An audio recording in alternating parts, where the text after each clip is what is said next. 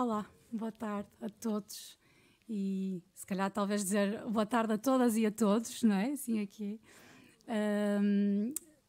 O meu nome é Rita Xavier Monteiro, trabalho no Teatro Municipal do Porto, sou na comunicação e também na programação. Estamos a aguardar a Sofia, que vai também participar nesta mesa, a Sofia Torres, mas vamos dar já início para não perdermos muito tempo. E peço desculpa, agradeço à Fátima, que entretanto saiu, acho que foi buscar a Sofia. Peço desculpa também não ter acompanhado o debate desde ontem e desde hoje, por motivos de trabalho, mas imagino que tenha sido frutífero e espero que este também, até porque eu também quero ser mais musa e mais ação, portanto vamos a isto. E então passo a apresentar o António Fernando Silva, que quase que acho que toda a gente conhece aqui nesta sala, mas pronto, ou conhecido por Chay também como artista plástico, é professora adjunta de artes visuais aqui na escola e dou conta só de duas exposições mais recentes, o Cavername com o Maurício Adinolfi, na Quase Galeria no Museu Soares dos Reis, com a curadoria da Fátima Lambert, e a exposição Boia na Galeria Ocupa, e depois apresentarei o Hugo Monteiro, mas passo já a palavra ao Chay, ao António Fernando Silva, pronto, com um título sugestivo e que ele já vai desvendar, que é Em Versalhes não corre sangue. Olá, boa tarde a todos, muito obrigado. Antes de mais agradeço o convite, também a Fátima não está aqui, dar-lhes parabéns a toda a organização e cumprimentar os meus colegas de mesa e agradecer a vossa presença, claro. Já agora.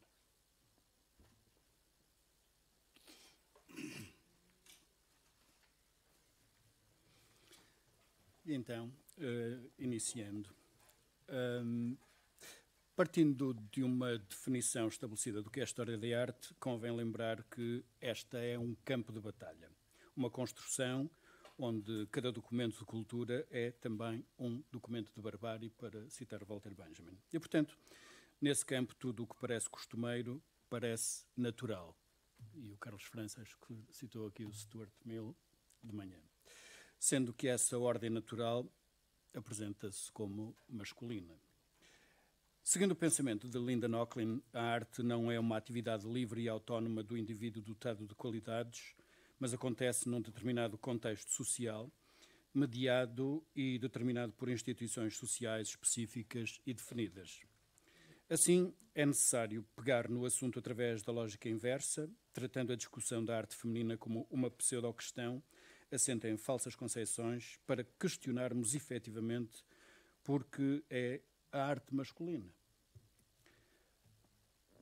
Através da apresentação de um ensaio visual, tomando as próprias obras como argumento, pretende-se lançar algumas pistas para pensar e dialogar acerca da arte no feminino e do feminino na arte.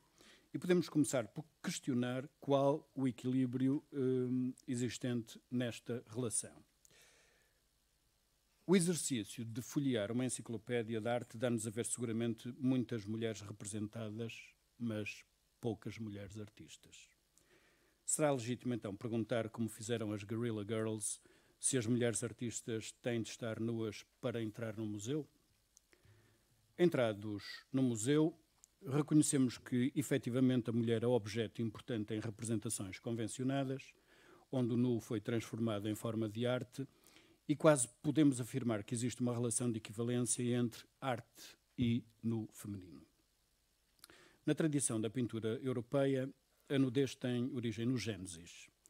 Estavam ambos nus, tanto o homem como a mulher, mas não sentiam vergonha.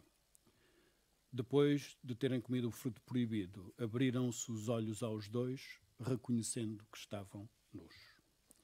Assim, o despido, mais que a nudez, é algo que se vê, que se descobre no outro antes de se ver no próprio, assumindo uma vertente de castigo, punição, vergonha. Esta cena da expulsão do paraíso vai ser largamente representada na Idade Média em sequências narrativas e a partir do Renascimento como momento isolado. E é justamente no Renascimento que a perspectiva é inventada, definindo e oferecendo um ponto de vista ao espectador que olha o quadro. Este dispositivo que faz com que os representados passem a ter consciência de se exibirem para um espectador que vê, mas não é visto. Na tradição da pintura europeia, o espectador, que se pressupõe ser sempre um homem, torna-se, assim, o personagem principal dos quadros.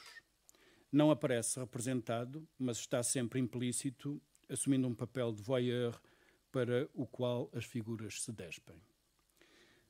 Tanto a abordagem moralista cristã como a laicização da pintura com a representação de cenas mitológicas constituiu-se como uma oportunidade e justificação para pintar nus, justificando que a nudez da mulher pudesse ser exibida.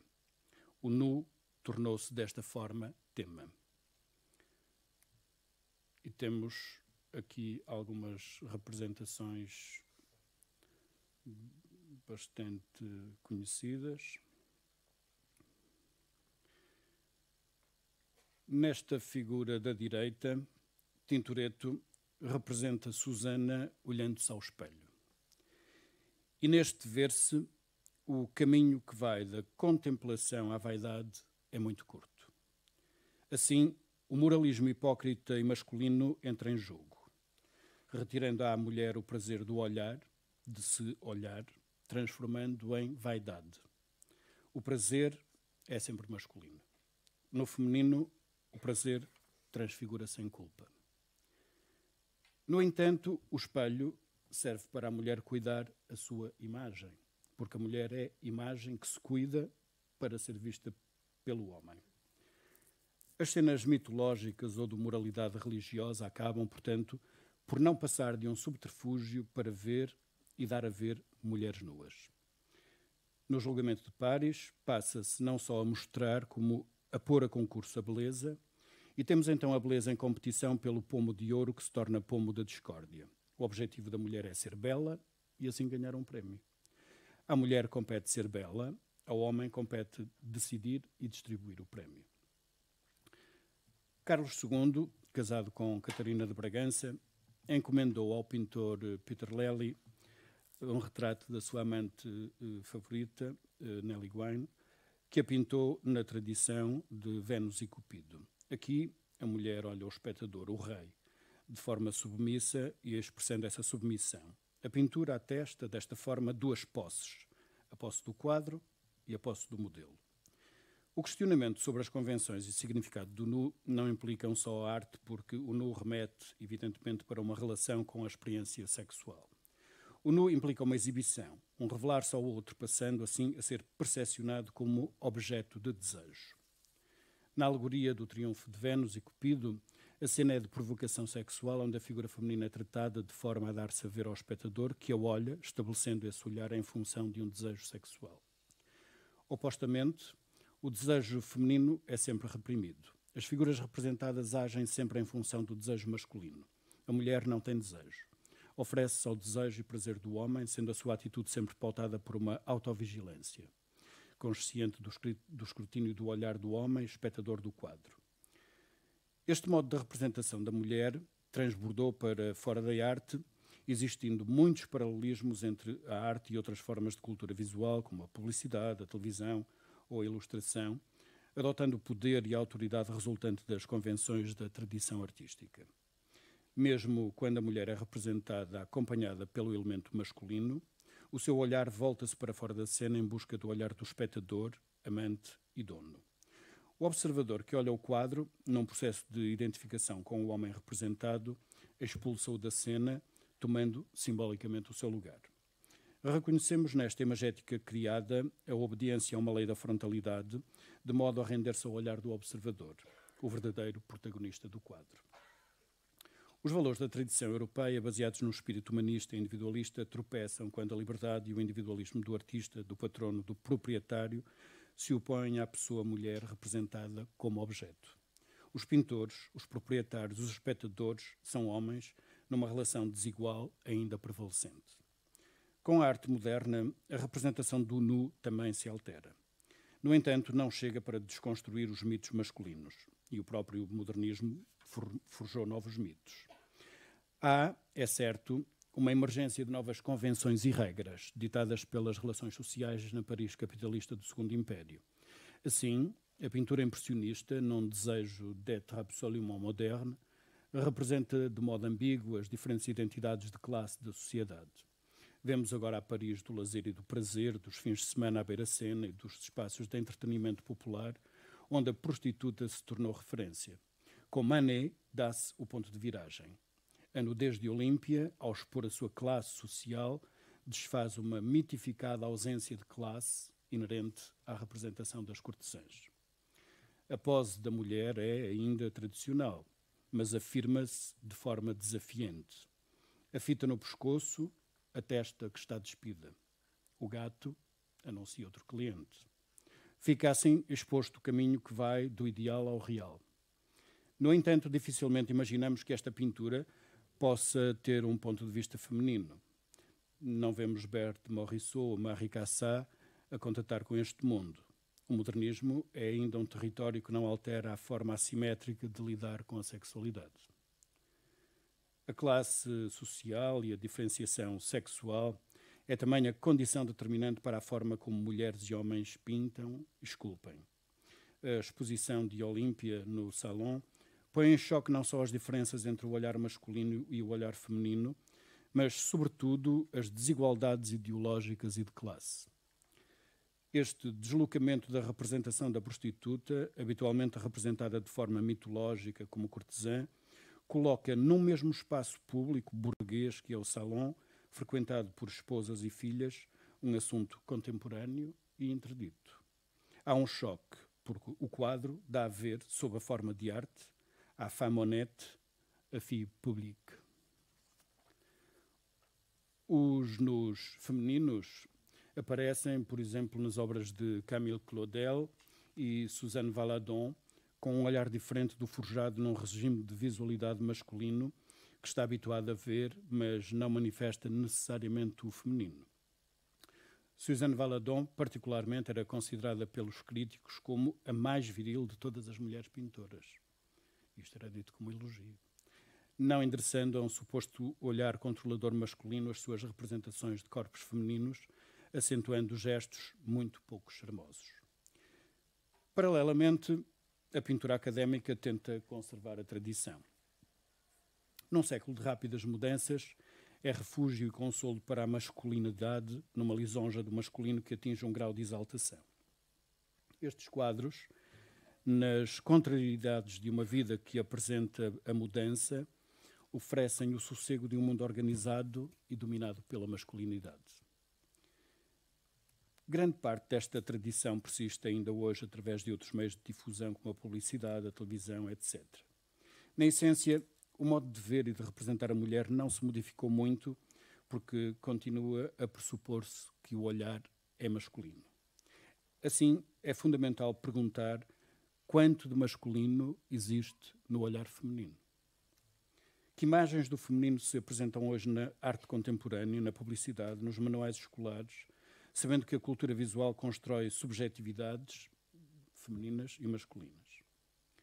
Voltando às Guerrilla Girls, vimos que a produção ocidental fez uma pedagogia visual de feminino, e do masculino também, claro, e importa lembrar que não há neutralidade, porque os meios não são neutros. Há, isso sim, uma rede de discursos que aliam género, arte, poder e que produz efeito nos modos de ver que continua desfavorável às mulheres. As mulheres estão mais presentes no mundo da arte, sim. Contudo, a arte das Guerrilla Girls põe em dúvida se a mudança foi efetiva. A partir dos anos 60, muitas mulheres artistas vieram redefinir e reapropriar-se dos vocabulários formais, deslocando o olhar do molde masculino, pensando a experiência feminina através da arte, com novos olhares sobre a sexualidade e a experiência feminina, usando-se a si próprias e usando o seu corpo e a sua sexualidade enquanto objeto de pesquisa artística. Aqui a Annette Messager escolhe acho que o título deste trabalho é Os Meus Provérbios Favoritos, e, portanto, faz uma coleção e borda-os, portanto, quase invertendo aquilo que é uma arte feminina e depois expondo aquilo que habitualmente nos dizeres populares se diz das mulheres.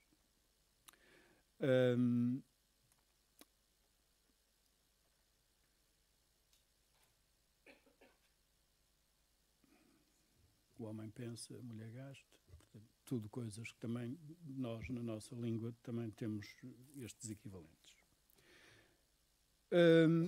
Mas nem sempre é fácil às mulheres expor a sua arte.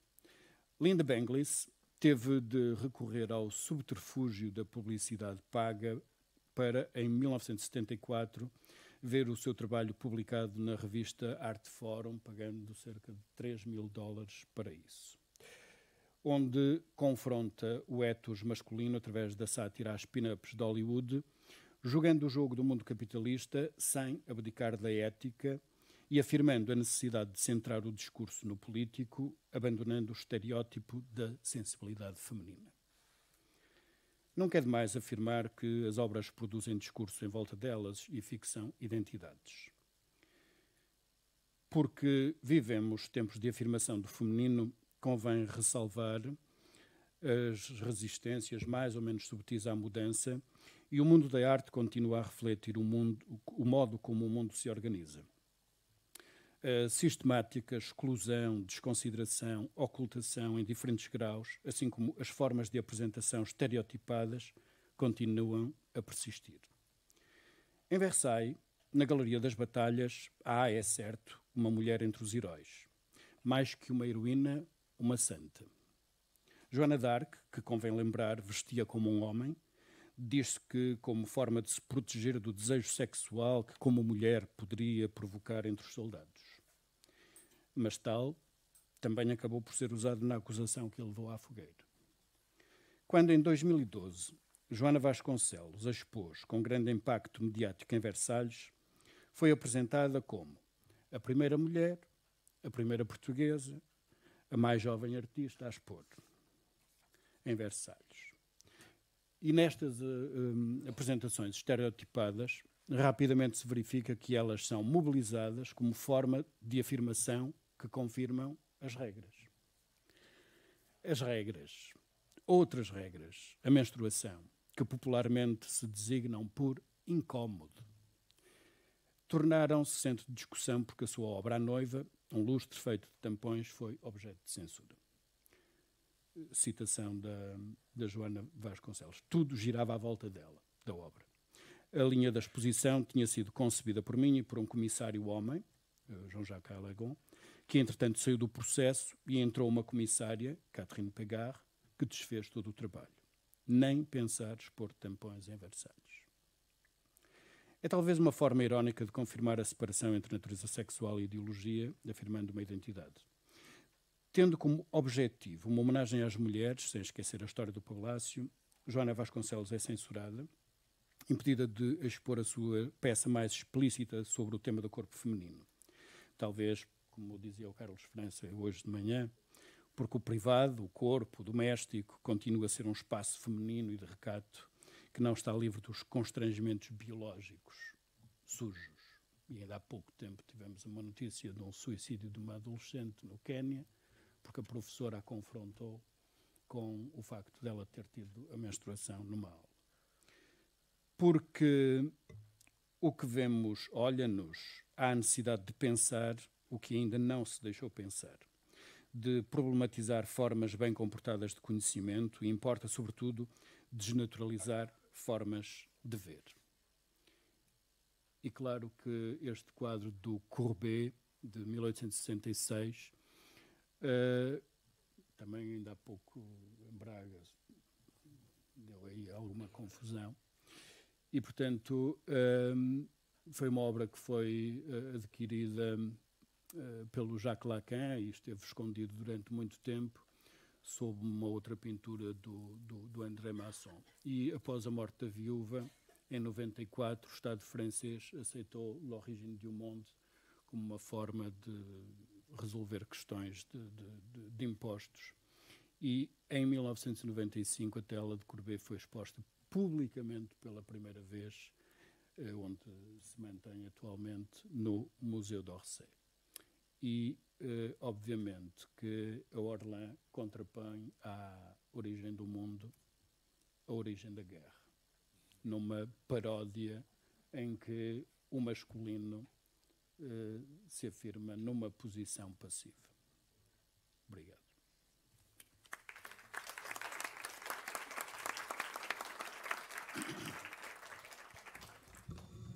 Obrigada, António.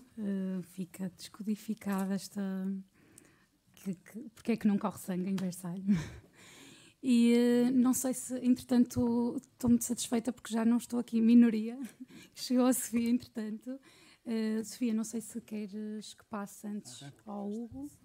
Ok, então vou passar agora a bola aqui ao Hugo Monteiro, que sinto também que é uma cara muito familiar de todos, mas passo a apresentá-lo. É doutor em Filosofia e professor na Escola Superior de Educação do Politécnico de Porto, onde nós estamos. Investigador no Gabinete de Filosofia Moderna e Contemporânea da Universidade do Porto, incidindo a sua pesquisa, sobretudo na filosofia contemporânea, em interseção com os domínios da literatura, da política e da educação. O Hugo dedica especial atenção à desconstrução e às obras de Jacques Derrida, Jean-Luc Nancy e Maurice Blanchot. O título é A Língua, Corpo a Corpo, Ecos das Diferenças Sexuais, ou Eco da Diferença Sexual, não sei como. Obrigado, Rita, e obrigado pela apresentação. Eu, antes de mais nada, tenho sido também muito por culpa desta obra gráfica que eu acho notável, deste seminário, Musas em Ação, só que fala-se muito, aliás, como verão, eu próprio falarei bastante das musas em ação, falando-se pouco daquilo que é a citação de Galileu, e, no entanto, elas movem-se, que está, digamos, como o subtítulo, vá lá, deste conjunto de encontros e deste seminário. Só para vos dizer que, e contudo, elas movem-se, e concretamente estas coisas acontecem porque, fundamentalmente, e contudo, ela, Fátima Lambert, move-se. E daí que gostava realmente de reforçar isto e começar também a minha intervenção desvendando algumas dores de cabeça que a Fátima Lambert e outras pessoas terão comigo, porque quando me pediram o título desta comunicação, o título que a Rita, que depois acabou por ser o título que a Rita referiu, eu hesitei muitíssimo. Uma das vantagens das pessoas que têm às vezes a fama e algum proveito de serem um pouco distraídas, é que podem hesitar mais tempo do que as outras. Porque, quer dizer, as pessoas pensam que é só distração, quando uma pessoa não sabe o que é que há de fazer, basicamente. E eu não sabia o que é que havia de fazer em relação ao título. Já tinha dito que eu gostaria de trabalhar Derrida e Hélène Cixous, que aliás são algumas das minhas, o Derrida principalmente, uma das minhas grandes obsessões. É um tipo de obsessão que eu raramente trato aqui na escola, enfim, no cotidiano, no que as pessoas me conhecem, que me causa até algum desconforto, vão ver, acho que se vai notar, tratá-lo aqui, porque é uma grande paixão, eventualmente das maiores paixões filosóficas que eu tenho, e que por muitos motivos aparece inconfessada neste meu cotidiano. De maneira que, quer dizer, como obviamente homem honesto é calado e discreto em relação às suas paixões, eu normalmente não as digo nem as confesso assim tão publicamente. De qualquer das formas, então, para vos revelar os motivos desta hesitação. Reparem que entre o título de todo o seminário e o título que eu próprio atribuí à minha comunicação, eu continuo a hesitar muito seriamente. E hesito por achar que o título Musas em Ação quase replica de uma outra maneira o meu próprio subtítulo, que é Ecos da Diferença Sexual ou das Diferenças Sexuais. Vamos ver. E que, por outro lado, numa outra correspondência, o subtítulo deste seminário, que é Espessura da Invisibilidade, corresponde ao meu título principal, A Língua Corpo a Corpo. Ora, se imaginarem esquematicamente o registro desta minha hesitação, portanto a sua correspondência gráfica, encontram um grande X. A letra de uma incógnita, mas também nas exigências sociais frequentemente inculcadas na grafia, o sinal que corresponde a uma indistinção entre géneros. Nomeadamente num hábito, em alguns contextos, principalmente de ativismo social e político, em que as pessoas, em vez daquela arroba, ou em vez deste recurso que é mais tradicional que eu utilizo, de, portanto, incluir binariamente homem e mulher, colocarem um X, que é uma coisa que vos confesso que a mim me causa bastantes perturbações de leitura. De qualquer das formas, eu explico a hesitação e argumento-a propondo provisoriamente um jogo de correspondências. Musas em ação, ecos das diferenças sexuais e espessura da invisibilidade, a língua corpo a corpo. É uma forma, digamos, mista de resolver um pouco a hesitação. É porque, antes de mais nada, e como foi já aqui referido e aludido ao longo deste encontro, a questão é que nunca ninguém viu uma musa em ação. Nunca ninguém viu. Pelo menos a acreditar na velha história, que não é necessariamente a história única, as musas pertenceriam ao território da passividade, da inspiração anónima, da invisibilidade antes da obra. Ainda que a tradição clássica, a sua proveniência mítica, portanto, lhes tenha concedido a honrosa posição soberana de patronas da experiência, aparecem frequentemente como as patronas soberanas, as chefes do artista. Obviamente, como só o artista é que aparece, era uma espécie de rainha de Inglaterra, quer dizer... portanto, ainda que, portanto, o sopro originário da criação artística, elas seriam, as musas são afinal rainhas sem reino e sem território. A sombra é o seu lugar. Vivem, apesar delas, o trono iluminado da autoria e a consagração republicana do depósito legal, a assinatura e o reconhecimento. Não se lhes conhece referência em catálogo de museu ou sepultura em qualquer panteão. Nada delas se manifesta, além de uma vaga e supersticiosa arqueologia que, apesar de tudo, é predominante lugar único ou quase exclusivo à ligação entre artes e feminino. E é aqui que esse lugar soberano das musas e esse ascendente fetichista sobre o concreto da obra artística, lavrada pelo predominante punho viril que a assina na maioria das vezes, é aqui que esse reduto feminino se consagra como prémio de consolação, menção honrosa e instância histórica na história. No fio de uma certa tradição, a ação das musas corresponderia à descrição de quem não sai de trás do biombo da obra. Posicionada no avesso da sua energia criativa, a musa inspiradora escondida sobre a inspiração da obra, antes da manifestação, segredo feminino dos deuses ou quase deuses de masculina assinatura. A musa, no limiar da obscuridade, um pouco antes da ação, parteira ou parideira da obra, ou finalmente mero sonho e representação masculina. É aqui que a musa quase se lastima, no gesto rebeldemente autoral, já lá iremos, da autora, da escritora, da pensadora Hélène Cixous. Enquanto não surge completamente essa lástima, talvez recordem em voz off, por entre as minhas confessadas hesitações em torno das musas, um dos mais reconhecidos e citados e recitados poemas de Ana Luísa Amaral, que protesta desta maneira: nem tágides, nem musas, só uma força que me vem de dentro, do ponto de loucura, de poço que me assusta seduzindo. O propósito que eu aqui trago prende-se com uma abordagem que é meramente alusiva ao encontro entre dois grandes pensamentos, entre duas grandes escritas. Faz-se desafiar por este confronto que questiona não apenas a calma e reservada placidez das musas, como os contornos mais imediatamente reativos de uma possível musa em ação. Jacques Derrida, Hélène Cixous, não são apenas percursos que se encontram num jogo académico de influências, muito menos proximidades e distâncias filosoficamente mediáveis entre um homem e uma mulher que pensam e se pensam.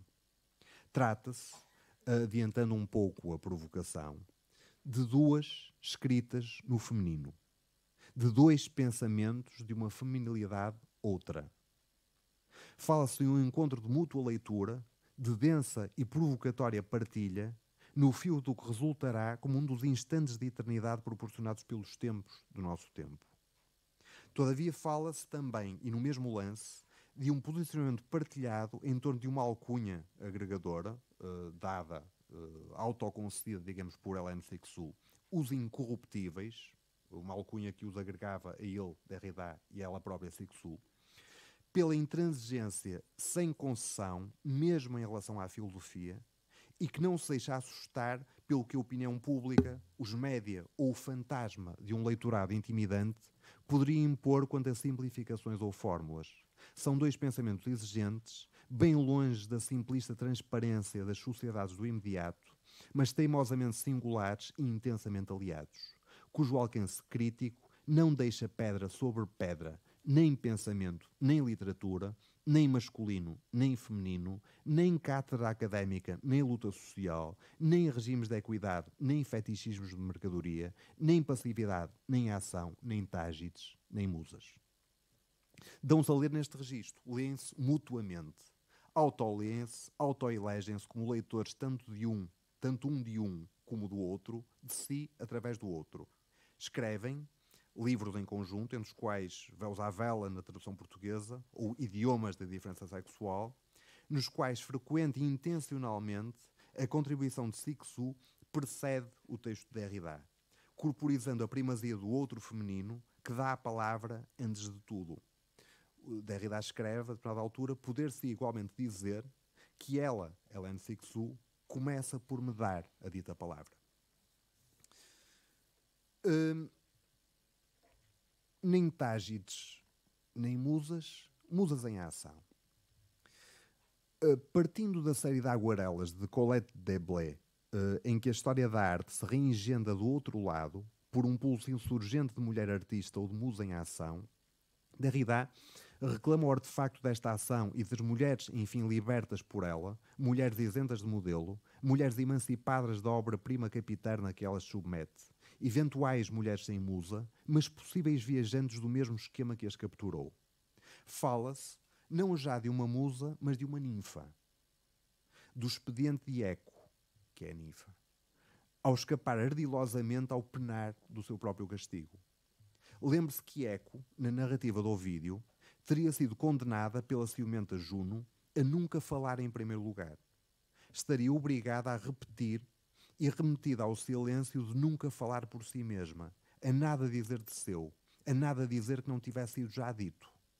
Ante a condenação, a engenhosa Eco encontra forma de desobedecer cumprindo, ou seja, a falar e a afirmar mesmo repetindo. Exemplo. À pergunta de Narciso, alguém aqui está? Eco responde, está. À injunção, à ordem, anda cá, reunamo-nos. Eco responde, unamo-nos. Eco fala nas palavras do outro, mas diz a novidade a cada repetição, fazendo da obediência uma forma de rebeldia. Eco fala em citação, e como Eco, musa às avessas e em ação, estaremos nós também, condenados e condenadas, a falar uma língua herdada que não inventamos e a criar a partir dela. Assim, corpo a corpo com uma língua herdada, vinda de trás, é nesse corpo linguístico que urge sonhar novas línguas, outras línguas numa mesma língua. Corpo a corpo da língua e corpo a corpo na língua. Lendo Derrida e com Derrida, Cixous marca e faz marcar também ela, marca e faz marcar, portanto, na língua de Derrida. Também ela herda e inscreve-se como eco na língua de Derrida. A língua de Derrida, o seu corpus linguístico como uma musa em ação ou como eco vindo de fora, diz que é preciso falar fazer falar novamente. Sigsu herda esta língua numa necessária infidelidade, condição da reinscrição do seu corpo no corpo de uma outra língua. Língua esta, a de Derrida na leitura de Sigsu, que lhe pontua a diferença quando escreve: penso que se Derrida é ao mesmo tempo de tal modo lido, de tal modo não lido, de tal modo amado, de tal modo agredido, é por ele ser um dos raros homens, ou talvez o único, a arriscar o seu corpo em atividade no texto. Reconhecida a unicidade de Derrida ao arriscar um corpo, o seu corpo, em atividade no texto. Seria então um dos poucos, um dos únicos, o único, de acordo com Sigsu, a lançar-se no texto com o corpo todo, o que significa marcar o corpo no texto, segregar o texto de si, arrancá-lo da carne sem de todo se desprender dele. Porque, como Derrida confessa por si mesmo, o sonho é fazer falar a língua na língua, dar-lhe um eco próprio, passa a redundância, fazer com que algo lhe aconteça no interior como emanação do corpo na língua. Se quiserem, tatuar o corpo da língua, escrever na língua algo de novo, sem lhe sair do corpo e para sempre. Se quiserem ainda, uma sexualização da língua que, ao arrepio de uma tradição neutralizadora e assexuada, vinca uma oscilação textual que é também uma oscilação sexual. Não há texto sem sexo, sem diferença sexual, mas sem que essa diferença sexual obedeça à bipolaridade oposicional masculino-feminino. O feminino, que sempre marca o texto, que o atravessa como diferença tatuada na língua, é a diferença que excede uma ordem binária, desarticulando os tradicionais registros identitários em nome de uma pluralização desassossegada e infinita. Trata-se, portanto, de um outro feminino, transbordando o registro identitário e estabilizado com que esta palavra, categorizada ainda de acordo com uma ordem binária, se põe regularmente em campo e em luta no espaço público e político. Diremos também com Derrida, também com Sigsu, sem retirar um único lampejo ao ímpeto da discussão pública e dos movimentos sociais, que se mantêm tão urgentes como nunca e tão necessários como sempre. Mas não deixando de sublinhar que na inspiração de um feminino, de um humano, de uma democracia por vir, há que acolher e saber escutar o eco de uma outra eco, no reencontro com a invenção de um género que se pluraliza, que se reinventa. E é por isso que as musas em ação reclamam desde logo uma energia transgressora. Uma afirmação de fuga à economia política e libidinal, às relações de força, às relações de produção e de reprodução, legíveis no curso da história dos homens e da cultura sob o par masculino-feminino. Já não apenas a posição da recusa pura e simples, já nem só a negação do registro que o poema de Ana Luísa Amaral transporta e transportava, mas, como veremos, a afirmação de uma outra diferença sexual, também impressa de alguma forma no poema. Nem rio nem lira, nem feminino grupo a transbordar, só o que herdei em força não herdada, em fonte onde o luar não está. É Derrida e Sigsu.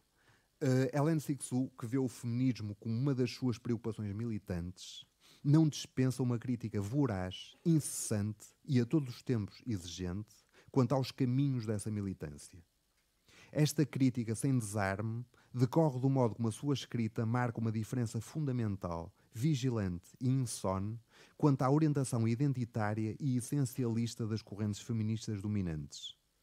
A exigência da escrita de Sigsu, enunciada na singularidade com que assume um outro feminino na escrita, que dá aso ao que Derrida identifica como uma dupla resistência quanto à recepção do seu trabalho. Uma compreensível e antecipável resistência exterior, da parte das forças do patriarcado misógino e falocêntrico, mas também uma resistência interior, da parte das forças de catalogação que a aprisionam no reduto limitado de um feminismo avant la lettre. A literatura, na escrita de Sigsu, será antes o grito interdito, o direito ao grito literário, que nenhuma comunidade antecipa, que parte do corpo, que o implica e atravessa numa dimensão onde a diferença surge como inclassificável, nem homem nem mulher, o feminino plural que se inscreve na escrita. A escrita, apelo ao grito que se insurge na língua, é na relação com a própria língua que escapa rebeldemente aos pares de contrários estruturadores da tradição, neles dialetizando passividade e atividade, mulher e homem, silêncio e palavra, cegueira e visão. E neles interditando as musas em ação, nosso título de empréstimo em eco com a língua, corpo a corpo, urgente recriação de eco.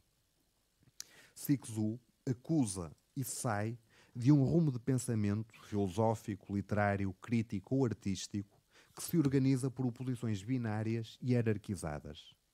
E entre natureza e história, entre alto e baixo, entre ação e paixão, está em desdobramento o feminino masculino, que dá ao último o privilégio de toda a organização conceptual e que coloca a mulher do lado da passividade sem ação, da musa sem ação. Há que repensar a questão da diferença sexual, ultrapassando o binómio essencialista que aparta feminino e masculino como um jogo posicional de contrários com predomínio do masculino. Há que repensar estes termos fora de uma dualidade oposicional grafada por Derrida como sexo-dualidade, em nome de uma outra diferença, de um outro pensamento da diferença, que é também uma outra diferença sexual.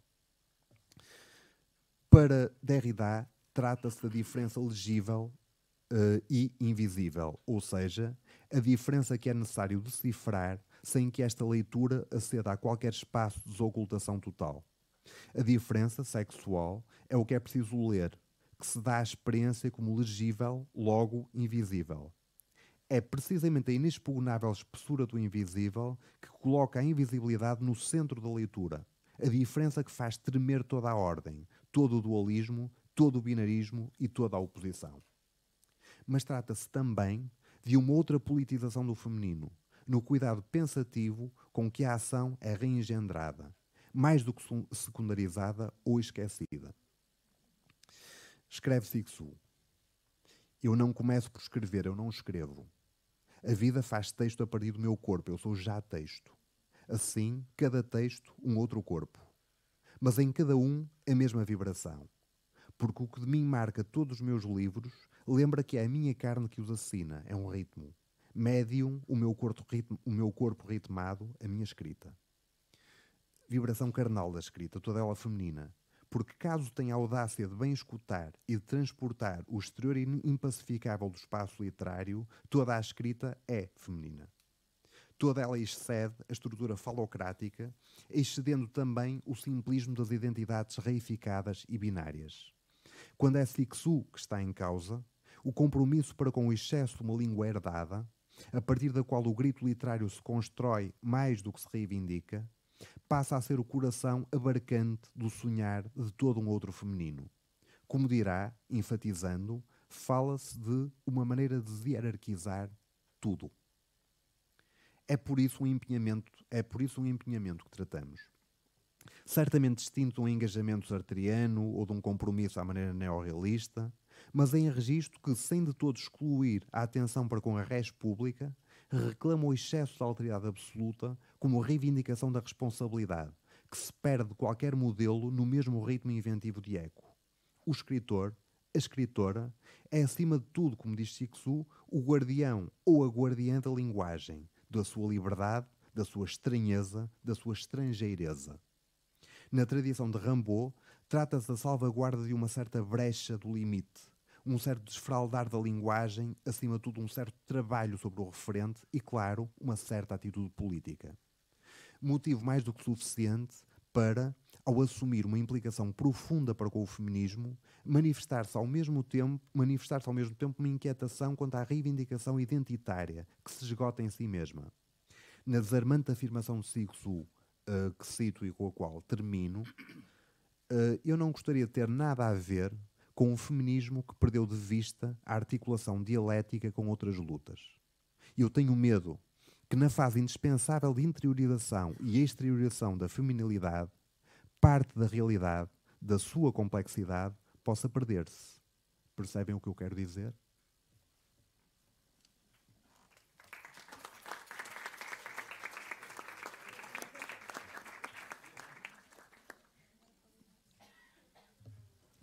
Obrigada, Hugo. Vamos assim rapidamente passar aqui à Sofia Torres, que enquanto monta aqui a sua apresentação, eu vou apresentá-la rapidamente. Se calhar é melhor trocar. trocarem de lugar, não é? Boa tarde a todos. Em primeiro lugar, gostava de pedir desculpa pelo atraso e por estes constrangimentos informáticos. Cumprimentar a mesa e agradecer à Rita Xavier pela moderação. Cumprimentar a professora Fátima Lambert, que não está aqui, mas agradecer o convite e agradecer a presença do público. Eu espero que não seja uma apresentação muito polémica, porque isto foi como? Não. Isto não é propriamente a minha área de especialização. A minha área de especialização é pintura. Isto veio, mais do que um convite, foi um desafio lançado pela professora Fátima Lambert, que vou desenvolver um bocadinho mais à frente o que é isto de tatuagens com curadoria, porque é assim um termo meio esquisito. Para chegar lá, achei necessário ter que fazer um apanhado do que está atrás para fazer sentido o termo que se está aqui a falar. Estava a agradecer o convite. Pronto, isto é simples. O que é a tatuagem? É uma forma de modificação corporal, conhecida, acho eu, por toda a gente, e no fundo é uma arte permanente na pele humana, que consiste na aplicação de tinta numa camada subcutânea, não vai à carne, não faz problemas quando se vão fazer aquele tipo de raio-x, o corpo não explode, como há aquelas coisas. É uma camada subcutânea superficial e obtida através da introdução de pigmentos por agulhas, ossos, muita coisa.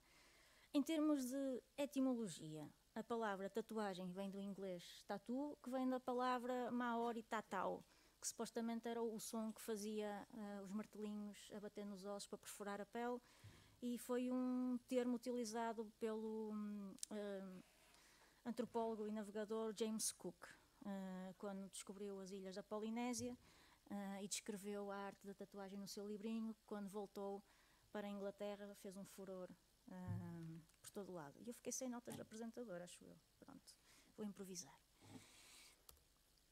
Em termos de história, há registros com muita antiguidade. Se calhar o registro corporal mais antigo que se conhece é este senhor que foi batizado de Otzi, encontrado obviamente congelado, e a curiosidade, e para mostrar aqui o corpo, é que ele foi encontrado com cerca de 61 tatuagens. Agora, a curiosidade é, como estava em contacto com o corpo, os cientistas, ao analisarem o corpo, viram que as tatuagens correspondiam a sítios onde havia lesões, havia problemas ósseos, supostamente reumatismo. E as tatuagens estão coincidentes com pontos onde se utiliza a acupuntura. Portanto, de alguma forma, seria um método de acupuntura primitivo, associado, para além das coisas todas que se conhecem associadas com a tatuagem, de poder, status, religião, seria um método curativo, não é? Digamos, os primeiros da acupuntura. Ou seja, ele data de cerca de 3.300 anos antes de Cristo, mas existem referências, como é que estão as imagens? Referências à tatuagem com mais de 4.000 anos antes de Cristo, no Antigo Egito, que as mulheres tatuavam a barriga e as coxas para ajudar nos problemas do parto. Da Indonésia, por motivos de status social, e muitas vezes é uma forma de comunicação visual, sem falar, sabe-se a que tribo que pertence, o que é que ele conquistou, é filho de quem, não é? As tatuagens das Ilhas Polinésias, as mulheres que tatuavam, esta tatuagem no queixo é considerada como se fosse a língua de fora, que é para assustar o inimigo, que é para dizer eu sou poderosa e tu vai-te embora. São tatuagens normalmente estéticas ou associadas à fertilidade. O povo Ainu, no norte do Japão, há umas fotos mais à frente, tatuavam sorrisos gigantes, faz lembrar um bocadinho o Joker, que está agora no cinema, mas que era para assustar os espíritos malignos, e as mulheres andavam com a boca tatuada permanentemente. Depois existem muitos termos de histórias de tatuagem dentro dos berberes do norte da África, tribos dos Fulá, os Hausás, ou seja, isto são as chamadas tatuagens tribais, mas dentro da Europa, as tribos germânicas, os pictos, eram conhecidos por serem terríveis e terem o corpo tatuado todo de azul, e os romanos não os conseguiam vencer. Elas ficaram famosas no Ocidente, apesar de já existirem no Império Romano, se tatuarem os prisioneiros. Pronto, foi uma época, uma coisa, algo também utilizado ao longo praticado por outros governos e durante a Segunda Guerra Mundial, tatuar os prisioneiros de Auschwitz, as tatuagens tornaram-se populares no Ocidente a partir do século XIX, quando o tal regresso dos exploradores das ilhas da Polinésia e que vieram a contar as tatuagens e as histórias das viagens. Como era uma coisa rara e havia muito poucos profissionais, a tatuagem, ao contrário do que nós pensamos hoje em dia, que é só uma coisa... Não, hoje em dia já não é assim, mas teve muito tempo ligada só aos delinquentes e marginais, era algo ligado à realeza. E então só as senhoras da corte e os reis como o rei Jorge V, o Eduardo VII, o rei Frederico da Dinamarca e o czar Nicolau da Rússia tiveram tatuagens, normalmente eram brasões reais ou armas de família, e era uma coisa associada à realeza. E na época vitoriana faziam-se salões de chá onde as senhoras se reuniam e se tatuavam, e era uma coisa associada apenas a uma elite, porque não havia profissionais, e era uma coisa nova.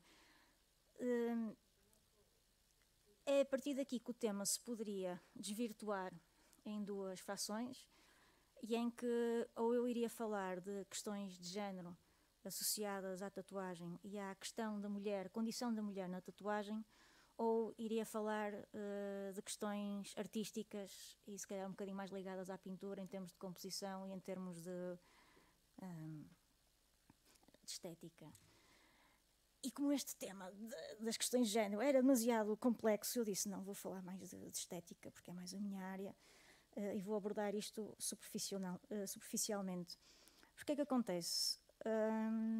Quando a tatuagem entrou no contexto europeu, havia essa facção da realeza, não é? Uma facção ligada aos contextos mais abastados, e havia uma outra facção de que as mulheres que eram tatuadas, normalmente eram tatuadas à força, e depois muitas vezes levadas para circos, e era a mulher tatuada, era uma coisa muito... era uma raridade para ir ver, mas normalmente nunca eram tatuadas de livre espontânea vontade, ou muitas vezes eram tatuadas à força e depois contava-se que tinham sido raptadas por tribos e que estavam ali para mostrar, ou então também começaram a ficar famosas algumas mulheres tatuadoras. Só que as mulheres tatuadoras na época normalmente eram escravas, os maridos que as tatuavam as utilizavam como cobaias, e depois, como elas já estavam no meio, também tatuavam, mas era assim uma coisa um pouco ingrata, e podíamos estar a desenvolver isto acerca da condição da mulher dentro, século XVIII, século XIX, e falar essencialmente no século XX, porque eu, para falar deste tema, tenho amigos com estúdios de tatuagem e fui falar com eles e perguntar um bocadinho, quando ainda estava naquela, o que é que eu vou falar, e vou perguntar acerca do que é a condição da mulher na tatuagem hoje em dia. E à espera que, havia coisas nos anos 80, 90 que se podiam passar, mas hoje em dia as coisas são... está tudo bem. Não, não está. Ao que parece, ainda há estúdios em Portugal e lá fora que não aceitam mulheres tatuadoras. E a questão é muito simples, que é para evitar problemas. Porque, supostamente, uma mulher fortemente tatuada ainda está associada a um contexto mais marginal e sexualizado. Nos estúdios de tatuagem aparece de tudo, e aparece gente civilizada e gente menos civilizada, e o facto de ter uma mulher tatuadora, há clientes que associam logo outro tipo de práticas, e das duas uma, ou se manda o cliente embora, ou é preciso chatear, ou é preciso uma pessoa impor-se, e isso é mau para o negócio. E, portanto, em pleno século XXI, ainda há muitos estúdios que não aceitam mulheres tatuadoras. As coisas mudaram um pouco, graças aos programas que começaram a existir de tatuagem, o Miami Ink, e em que se vêem mulheres tatuadoras, mas a realidade ainda é um bocadinho diferente. Depois também vou sugerir alguma bibliografia para quem quiser falar destes conceitos. Isto é aquele ponto de charneira em que poderíamos ir para um lado ou para o outro, mas eu depois fugi para a parte da estética. E dentro de um contexto ainda historicista, foi no final do século XIX que o Samuel O'Reilly inventou a primeira máquina elétrica de tatuagem, e que veio então absolutamente revolucionar tudo, tornar as coisas mais simples. Começaram a haver cada vez mais estúdios, e se era uma coisa de elite, como é que chegamos hoje em dia, pelo menos no contexto ocidental e no Oriente também, a ter esta ideia de tatuagem como uma coisa marginalizada. Ou seja, há uns anos atrás, quem tem tatuagem vai ser drogado ou é criminoso, não é? E porquê? Porque, ao mesmo tempo, também no século XIX, o governo britânico e australiano começaram a utilizar a tatuagem para marcar os prisioneiros. E como eles já tinham tatuagens dentro da prisão, começaram a fazer uma série de tatuagens. Então, começou a haver esta associação: se alguém tem uma tatuagem, terá já, assim, algum tipo de desvio de conduta social. Existe mais ou menos apenas a partir do final dos anos 50 e nos anos 60 que a tatuagem começou a ter uma abertura maior, especialmente até por causa da invenção da máquina, que as coisas começaram-se a generalizar, era mais fácil de obter, havia mais estúdios, não era assim tão mau. E tiveram vários pais, digamos, acho que toda a gente já deve ter visto as imagens da Old School Tattoo, do Ed Hardy e do Sailor Jerry, do Lyle Tuttle, que este senhor que está aqui, que faleceu recentemente, e que, digamos que foi a partir até acho que foi a partir do final da década de 70, com o aparecimento desta tatuagem que a Janis Joplin tinha no pulso, que foi feita pelo Lyle Tuttle, que se começou, em termos mediáticos, a aceitar. Ou seja, a Janis Joplin não tinha que ser aquela mulher horrorosa, porque se tatuava seria prostituta, não é?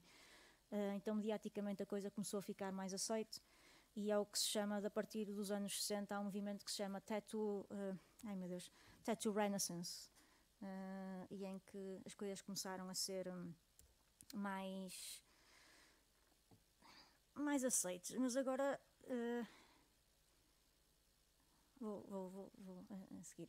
Dentro disto, e digamos que isto é uma espécie de apanhado do que é que aconteceu para estarmos no que estamos hoje em dia, e temos aqui o ponto de que a máquina foi inventada, mas ainda até aos anos 60, aos anos 80, eram poucos os estúdios, ainda eram assim mais escondidos e em becos. E dentro disto existe também uma parafernália enorme de estilos, e que cada estilo tem o seu contexto. Muito rapidamente, há o chamado tradicional old school, que é o destes senhores americanos que inventaram, que são tatuagens de linhas muito fortes, com cores muito berrantes, e normalmente até é prático o desenho mal feito, coisas meias deformadas, que faz parte dos estilos. Havia pouca precisão, as máquinas no início eram para ser tatuagens rápidas, e são normalmente tatuagens também que com o tempo já se sabe como é que ficam, são normalmente imagens que envelhecem bem. A seguir ao old school ou tradicional veio o neo-tradicional, que são tatuagens feitas com máquinas mais modernas, que permitem mais pormenor, e que têm depois desenhos também mais arabescos, muito influenciados da arte nova e com muitos motivos animais ou criaturas místicas. O New School foi um estilo que surgiu nos anos 80, que está muito ligado com matemática caricatural e de cartoons e dos mídia americanos. E depois, pronto, são coisas que surgiram recentemente devido à própria evolução da máquina e precisão de agulhas. Depois temos o realismo, que é assim, um estilo, se calhar, dentro do Ocidente que eu conhecemos mais. O realismo, são tatuagens realistas, o que traz bastantes problemas. É uma tatuagem que necessita de muitos retoques e que é muito bonita na altura, mas que, ao envelhecer, podem começar a ficar deformados. E 2, depende do artista que escolhem, porque o realismo, é preciso pensar que a tatuagem, e esta é a parte em que é a minha área, nós passamos do 3D para o 2D. Portanto, um desenho fica bonito numa folha plana, mas quando nós passamos para uma perna ou para um braço, ele fica redondo. Portanto, ou são tatuagens pensadas por um artista que é para ver de forma tridimensional e o desenho é pequeno para não apanhar uma deformação, ou então nós queremos o retrato da nossa avó e fazemos num braço e fica aqui um olho, depois aqui outro olho, e as coisas realmente ficam deformadas. Portanto, ou estão a trabalhar com um bom artista ou vão calhar coisas esquisitas, e o grande problema mesmo é como não há cores fortes, nem linhas fortes para fechar as barreiras, a pele cede com a idade. E podem ser coisas muito bonitas nos primeiros 5 anos, mas depois começam a deformar. Desta coisa da idade, há aquela ideia de vais ser velho, como é que vais ficar com as tatuagens quando fores velho? Vais ficar assim, fica altamente. Qual é a grande diferença? É que uma pessoa idosa normal sem tatuagens é uma pessoa idosa. Uma pessoa tatuada é uma pessoa idosa tatuada. Fica bem. Ok. Temos depois a tatuagem tribal, que foi uma tatuagem muito na moda nos anos 90. Linhas fortes, grandes contrastes. Tribal é o género, mas depois há imensos subgéneros. O género da tatuagem da Polinésia. Dentro da Polinésia há muitos géneros.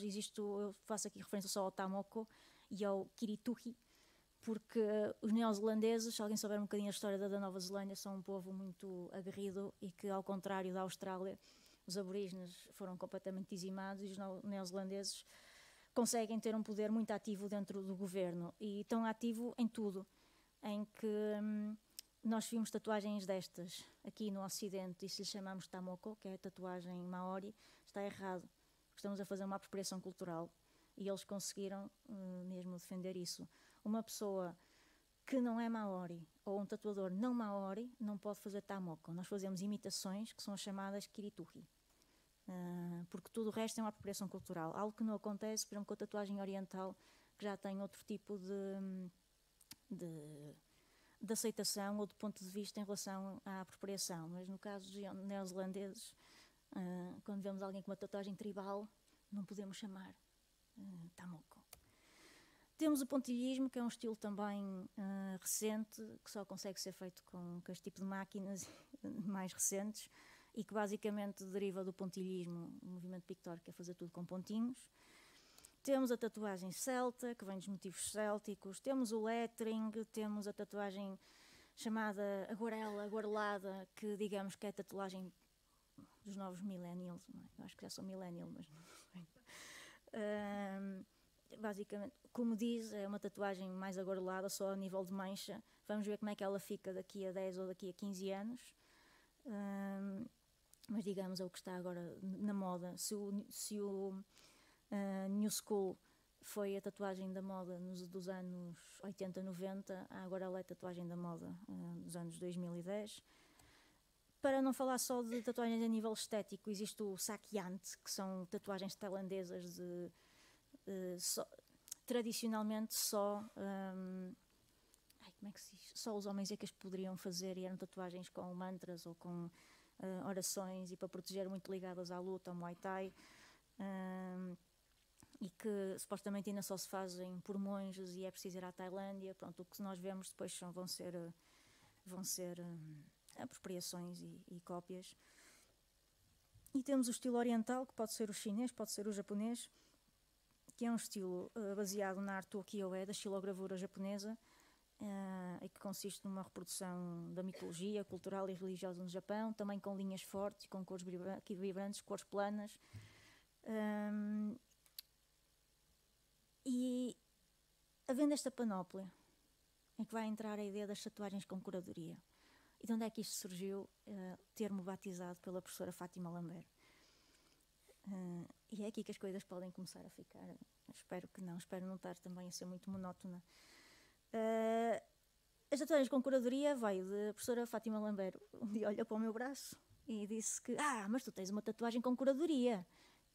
E ficou toda a gente, mas o que é que quer dizer? Eu não estou a entender o que é que quer dizer. Porque é pensada, porque eu conheço pessoas que têm uma aqui, uma ali, e vai-se fazendo, e tu é pensada, está no sítio. E isso foi curioso, porque depois a partir daí tivemos uma conversa e veio um bocadinho na ideia de o que é que acontece hoje em dia, porque é que se faz, e onde é que está, há uma componente estética ou não há uma componente estética. Não vamos entrar no porquê é que se faz uma tatuagem. Faz-se porque tenho dinheiro, o tatuador tem um horário livre, qualquer pessoa tem motivos para fazer a tatuagem. Há também, ainda há alguma coisa da ideia da pressão social, não é? E normalmente o que nós temos hoje em dia há informação, o cliente tem informação para tudo, ou seja, do que é ou do que não é, as coisas estão a informação está disponível. Existem muitos estilos, existe a vontade de fazer, e apesar de haver informação, ela não é procurada. E o que existe é às vezes nós estamos a pegar numa arte ancestral e temos uma relação às vezes muito superficial, de que tem que ser uma tatuagem feminina, eu quero fazer, mas não pode ser muito grande, porque senão vai parecer mal. Então, o que é uma tatuagem pequenina? Tem que ser pequenina. Pronto, pequenina, o que é que está agora? Toda a gente faz um infinito. Portanto, eu vou fazer o estudo e chega lá com a imagem, olha, eu quero esta. E 100 mil pessoas têm uma tatuagem igual àquela. Portanto, qual é que é o papel do cliente? E depois também não vou gastar dinheiro, que isso é muito caro. Portanto, há quem diga que cada um tem a tatuagem que merece. E eu não quero gastar muito dinheiro, quero uma tatuagem realista, sai aquilo, não é? E então, para o filho não ficar muito mal, vamos fazer esse tipo de cópia. Também para ser barato, mas o estúdio está a pedir muito dinheiro. Não, tem aqui um colega meu que faz uma tatuagem, mas faz-me só por 10 euros. Pronto, e há erros ortográficos, não sei muito bem como é que eles acontecem, mas acontecem. Portanto, o que é que acontece? Há uma banalização da tatuagem, porque é um processo doloroso, não vamos mentir, e pode ser por moda, porque toda a gente tem, também quer ter, mas quer dizer que tenho, mas assim uma pequenina não incomoda muito.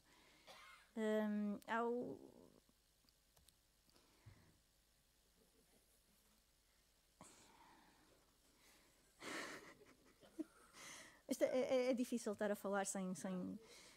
Portanto, o que é que acontece quando nós vemos às vezes partes destas? E onde é que entra a componente estética? É quando nós vemos uma tatuagem pequena, ela está aqui. E porquê é que é aqui? Porquê é que não é aqui? Porquê é que é aqui? Qual é que é o critério dela ter ficado ali? Qual é? Onde é que se foi o centro geométrico do braço? Porque se pensarmos numa área para pintar, este é o braço completo. Portanto, eu vou fazer aqui. Porquê é que é aqui? E é para ser vista de onde? Qual é que é o ponto em que eu a vou colocar? E depois pensar que eu não sei se o meu cliente vai morrer daqui a 2 anos ou se vai viver até aos 100. Se viver até aos 100, eu tenho que fazer um trabalho que dure cerca de 60 anos. Portanto, há tatuagens que funcionam, há tatuagens que não funcionam. Estas rosinhas muito bonitas, que são acabadas de fazer com linhas muito pequeninas, passado 10 anos estão todas desfocadas. E isso também é uma questão. Portanto, qual é que é o papel do artista neste tipo de decisões? E qual é que é o papel do cliente? E acreditem que é uma relação muito frágil e muito difícil. Porquê é que eu falo aqui do papel do artista? Porque a tatuagem surgiu... Eu perdi-me completamente no tempo, estou bem? Ou estou a... Sim. Okay. Eu devia ter posto o relógio e esqueci-me. Qual é que é o papel do artista? A tatuagem vinha de uma relação de mestre-aprendiz. Então, antes de eu querer tatuar, eu tinha que ir trabalhar com um mestre, eu tinha que ver, tinha que saber como é que se faz, ia explicando, e só depois, quando o mestre me dava a ordem, é que eu ia fazer as coisas. Agora, por 100 euros, compra-se uma máquina de tatuar na Amazon. Portanto, eu gosto de tatuagem, eu gosto de sei desenhar, portanto, vou comprar isto e vou fazer. Até poder treinar em peles sintéticas, mas não, vou treinar nos amigos. E depois, agora fazer tatuagem no estúdio é chunga, vou fazer em casa, porque no estúdio eu tenho que pagar 100 euros e em casa o meu colega gasta só o dinheiro das tintas, até me faz de graça, porque eu quero ter uma porque é fixe. Há muitas razões para fazer, e sempre foram. É uma questão de status, é sempre uma forma de comunicação visual, não se está de maneira nenhuma a falar do porquê. O que eu estou aqui a tentar dizer é mais a componente estética e de uma aprendizagem que se tornou banal. Não existem escolas profissionais, não existem faculdades de tatuagem, continua a ser um aprendizado de mestre e de aprendiz, mas que neste momento ninguém quer ser aprendiz, quer ser logo mestre. E depois dá coisas daquela. Pronto. E qual é que é o papel do cliente? É claro que a tatuagem é sempre para o cliente. Sou eu que vou ter que levar com ela durante o resto da minha vida, não é? Agora, existe informação disponível. E se eu vou a um estúdio e que olho para o cartaz, o cardápio, e tenho um bocadinho de tudo, sei, mostra aqueles estilos todos, é mau sinal. É muito mau sinal. Quando vamos pensar num pintor, e vamos pensar Picasso, ok? Picasso não faz realismo, fazia, ok, pronto, não é bom exemplo. Eu fui pegar num mau exemplo. Pronto, o Picasso, a partir dos 12 anos de idade, quando entrou no cubismo, fez só cubismo. Quando entrou no cubismo, só fez cubismo. Não ia fazer paisagem, e depois ia fazer retratos de família e depois entrar para uma arte minimalista. Não, pegou no cubismo e fazia cubismo, certo? Vamos pegar no Malevich. Fez extracionismo geométrico, não fazia depois retratos, nem retratos de senhoras de salão, nem dedicou-se à pintura de paisagem.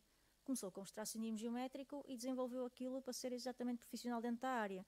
Portanto, o que acontece, na maior parte das vezes que quero uma tatuagem, vou fazer uma tatuagem, chego a um estúdio e tenho uma série de coisas, faz um bocadinho de tudo, quero isto. Então, quando se entra em termos, todos os temas correm mal quando não sabe fazer. Mas quando entram então para coisas como o realismo, o geométrico ou tudo, um artista que faça um bocadinho de tudo é mau. Portanto, qual é o papel do cliente? É estudar um bocadinho e respeitar o artista. Ou seja, se eu vou a um estúdio que maioritariamente tem imagens old school, não vou pedir para fazer um retrato. Porque das duas uma, ou vou ter um retrato horroroso e tenho a tatuagem que mereço, ou então o tatuador vai mandar dar uma volta, que era o que devia mandar fazer. Portanto, o papel do tatuador, o papel do artista, porque apesar de ser um artista também é de algum modo um artesão, porque é sempre uma ideia negociada, é falar com o cliente e alertar, e às vezes caso o cliente não queira, tem a tatuagem que merece. E o papel do cliente é também informar-se, e hoje em dia está tudo disponível. E às vezes é ler um bocadinho e ter um bocadinho de abertura em relação ao artista, porque às vezes vamos com uma ideia fixa, mas havendo essa... Eu quero um infinito. Mas se calhar podia ser, mas eu quero um infinito. Não, mas... Ou então histórias, como eu ouvi quando estava a fazer estas histórias muito curiosas de um rapaz que chegou ao estúdio e que ia tatuar uma teia de aranha no cotovelo. E o tatuador disse, é melhor não, sabes que essa tatuagem tem uma conotação muito ligada à máfia russa. Não falei das tatuagens criminais russas, também é outra coisa. Normalmente só tem uma tatuagem de ter aranha no cotovelo quando se mata alguém, portanto não é uma coisa boa, se calhar não devias fazer, pensar noutra coisa, não, mas eu quero isso, mas olha, mas vês aqui outras coisas, não, mas eu quero isso, está bem, pagas, tatuou. No dia a seguir telefonou, olha, eu afinal não gosto muito, gostava de tirar. Isto é verídico, é verídico, não é anedota. Vou deixar isto em aberto. E com esta ideia do valor estético e do que se vê hoje em dia, porque é muito... este tipo de tatuagens são muito, vamos lá, novo millennial, e o que acontece são estas coisas, são coisas pequenas, colocadas aonde, com que critério, apenas porque sim. E se formos pegar um bocadinho atrás na ideia e na história da tatuagem, é algo que não faz muito sentido, especialmente até dentro da tatuagem japonesa.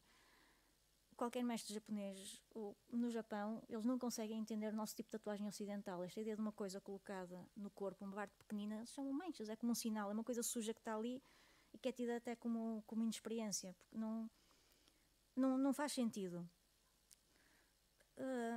E desenvolvendo um bocadinho esta ideia de tatuagem japonesa, durante o período Edo, eu vou avançar, pronto, era muito, toda a gente se tatuava, o que existia na tatuagem japonesa eram bodysuits completos, não é? E a parte bonita no Japão é que nós no Ocidente fazemos tatuagens para o outro ver. A primeira coisa que eu tatuo é o braço, e é a mão, e é o pescoço, porque eu quero que os outros vejam. E ao contrário, no Japão são tatuagens só para nós vermos e que devem estar escondidas. A tal ideia do Tanizaki no Elogio da Sombra, porque tatuo tudo o que possa estar coberto, e esta ideia dos bodysuits que são abertos aqui é porque o kimono pode estar aberto, mas não se vê. E a tatuagem é uma coisa para estar escondida, para estar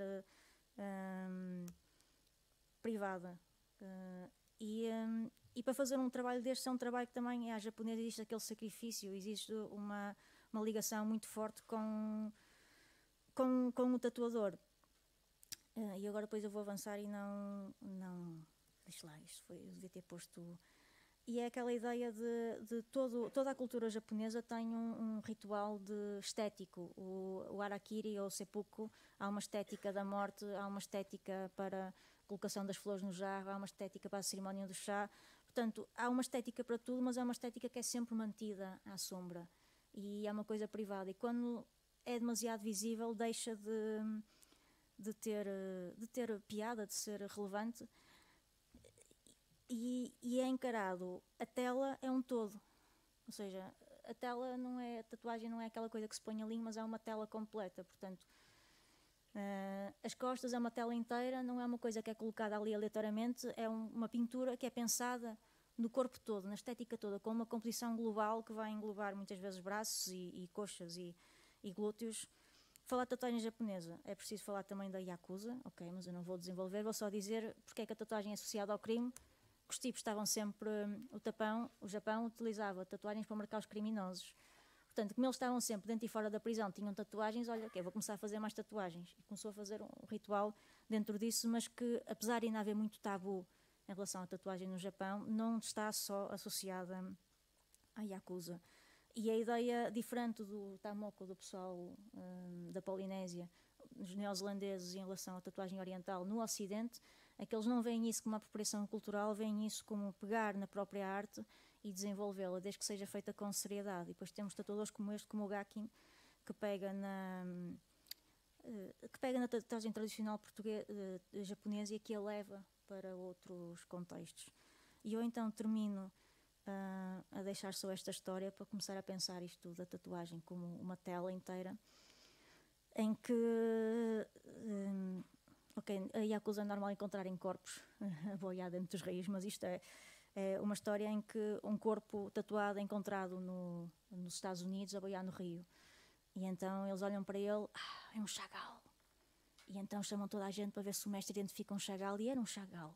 Então depois vão chamar o Metropolitan Museum, fica interessado e quer comprar o corpo, e vai aquele corpo para lá do outro corpo, que era um Picasso que também foi encontrado. Portanto, já não interessa quem é que está morto, mas interessa a obra de arte que ali está.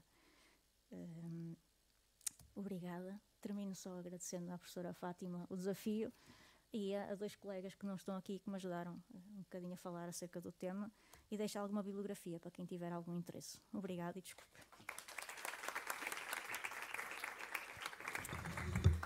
Então, nós não temos muito tempo. Queria só mostrar aqui à Sofia, que tem uma tatuagem banalíssima de um infinito.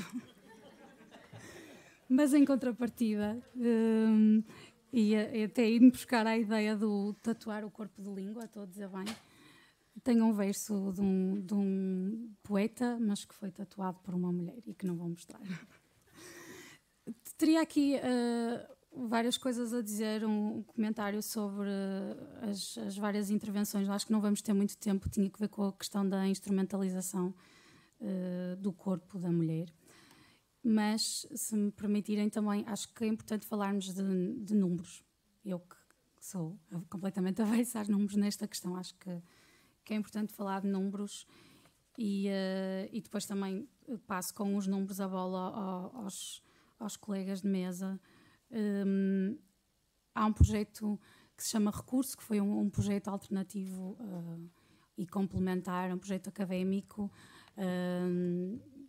desenvolvido pela Mala Voadora e por um coletivo que se chama Estrutura, que é o José Nunes e a Cátia Pinheiro.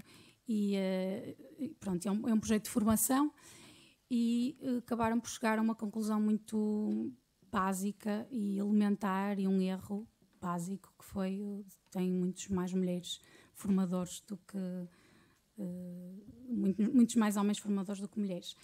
E isto deu origem a uma reflexão sobre os números, e agora se calhar puxo aqui um bocadinho a brasa à minha sardinha, que é o domínio das artes formativas, e fomos ver quantos homens e quantas mulheres é que estão representados nos teatros nacionais. E então,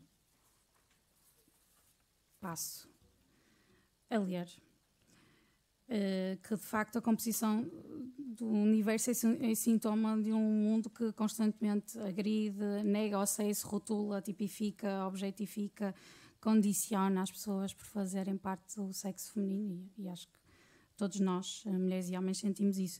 No caso do nosso país, as mulheres até estão em maioria, como sabemos, 51,5% para 48,5% de homens, e mesmo assim, entre 2015 e 2018, por exemplo, no Teatro Nacional da Ana Maria II, em Lisboa, de 120 peças apresentadas, só 17 foram dirigidas por mulheres.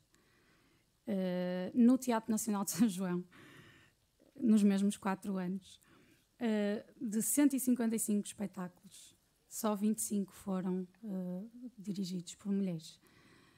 O Teatro Municipal de São Luís, nós sabemos que é dirigido agora por uma mulher, e como tem um modelo muito complementar ao Teatro Municipal do Porto, onde eu trabalho, que é um modelo de acolhimento e também de coprodução e de sistemática apresentação todos os fins de semana de projetos diferentes, é difícil de contabilizar. Mas, por exemplo, no caso do Teatro Municipal do Porto, eu ainda tentei fazer um ensaio, mas não consegui terminar a tempo. Acho que há um equilíbrio maior, mas tem a ver com um facto muito particular, é que o Municipal do Porto tem um peso de apresentação de projetos em dança muito particular, e há muitas coreógrafas mulheres, mas o que eu acho é que isso também tem a ver com a formação, não é? E quantos homens ou meninos é que nós conhecemos a querer dançar e a formar-se em dança. Acho que também tem a ver um bocadinho com isso. Mas, sei lá, posso dar um outro exemplo, que é ainda este ano, num debate sobre internacionalização a decorrer no DDD, no Festival Dias da Dança. Eram 6 homens brancos que debatiam, e às tantas alguém da plateia perguntou: mas estão a falar em internacionalização porque é um painel feito com estas... Isto tudo para dizer que eu acho que acho que tem que ser, termos todos que ser e contribuir para uma mais ativa equidade, e que a questão das cotas não são mesmo esmola, acho que são uma prioridade.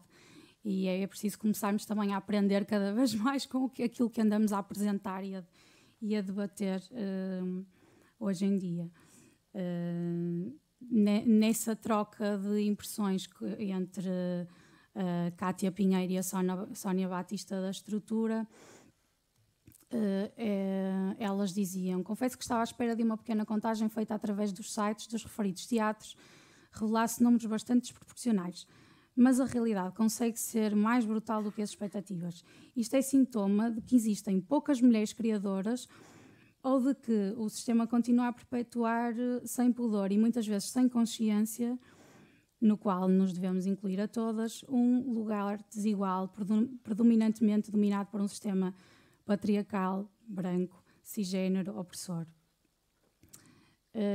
E depois a Sónia Batista continua e diz: a proporção da presença das mulheres diminui drasticamente quanto mais se sobe na escala da ascensão profissional. E tem a ver com a tal questão da formação e também das nossas relações afetivas. Ela diz: na minha história da dança, 90% de colegas de aulas de dança são mulheres, 40% de professoras de dança mulheres, 20% de coreógrafas com visibilidade, 5% de diretoras de companhias mulheres, e de repente, à medida que se vai progredindo nesta espécie de ascendência profissional, não é? A percentagem vai diminuindo também, e acompanha e diminui progressivamente. Então ela pergunta para onde é que vão as meninas que gostam de dançar. E eu pergunto se existem, e pergunto-os também ao Hugo, à Sofia, ao António, se existem poucas mulheres criadoras, ou pelo menos em muito menor número do que os criadores masculinos, se isso não será também um sintoma desta opressão, e vista a partir de cada um dos projetos. No caso do Hugo, acho que estamos aqui num lugar privilegiado, que é o da palavra, e de o escrutinarmos e de mastigarmos e de percebermos o lugar da palavra e de como é que ela própria se pode estender e dar origem a uma língua ou outra que nos permita olhar para estas questões, mas também sobre questões muito rotineiras, como eu, por exemplo, todos os dias passar por um segurança no meu trabalho e me chamarem de menina, quando o meu colega que tem a minha idade já não é o menino, e isso até de uma forma inconsciente, não é? Mas acho que é importante passarmos a olhar para estas questões. ou, por exemplo, existir uma discriminação positiva no caso das... Acho que ainda existem as Ladies' Night, não é? Que é isso, das Ladies' Night. Ou, por exemplo, olharmos para os livros de meninas da Porta Editora, ou para as nossas conversas quando dizemos que as mulheres não gostam, não é?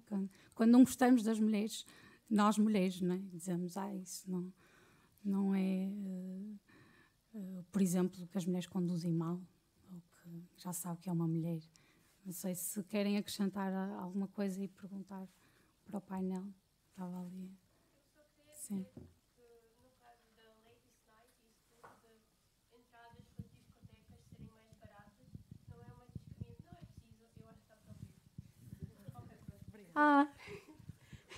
Eu só sei aquilo que eu disse, mas não é uma discriminação positiva, porque os organizadores utilizam as meninas e as raparigas como objeto para chamar mais meninos que querem divertir-se. Sim, pronto. Obrigada. Ainda bem.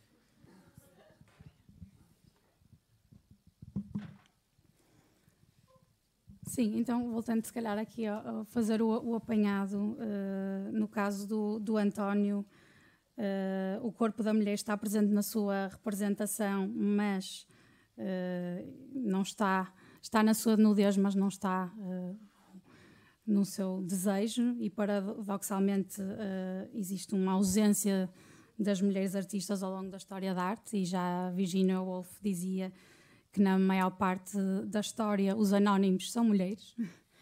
E no caso do Hugo, acho que aqui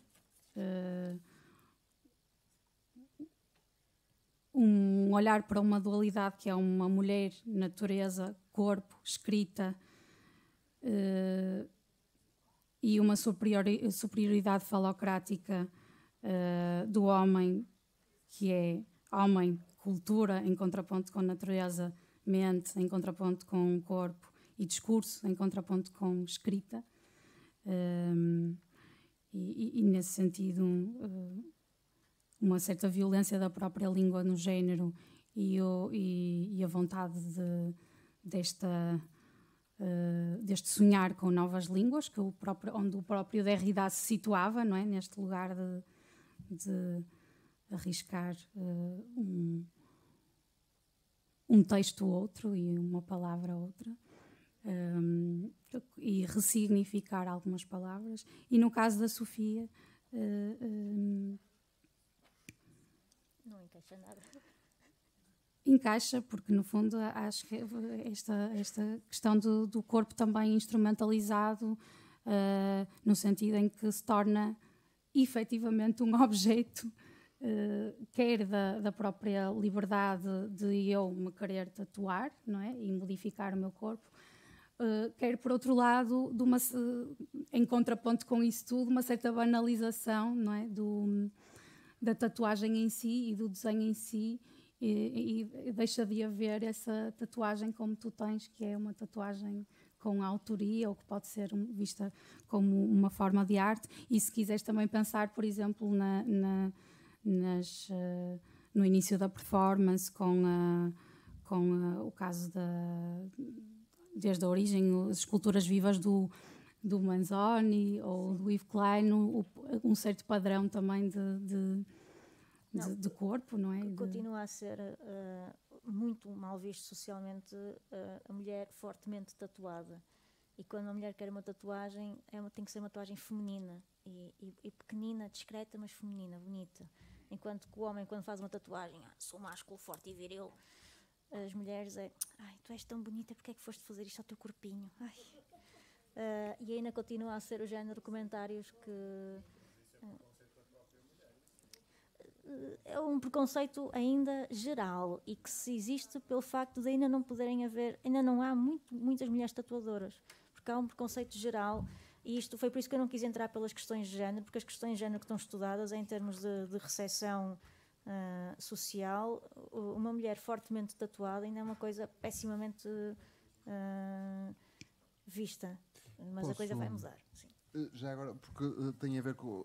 não há nenhum tipo de sistema de opressor que vingue sem a adesão da vítima. É por isso, por exemplo, que eu concordo completamente com o que dizias quanto à Lady Knight. É claro que, enquanto isto funcionar, portanto, as pessoas, neste caso as mulheres, vão lá porque têm a vida de borla, o mais barato, etc. É claro, e vão lá com concordância e todas contentes porque vão beber de borla, com o chamariz, ser chamariz, basicamente, e aceitarem ser chamariz. Vão com aceitação. Agora, é a aceitação de um sistema e de um regime que é opressor, mas que, sem a aceitação delas, ele não seria eficaz enquanto regime opressor. A questão é que, em princípio, eu, para sair de um regime opressor, tenho que tomar consciência dele com muita clareza.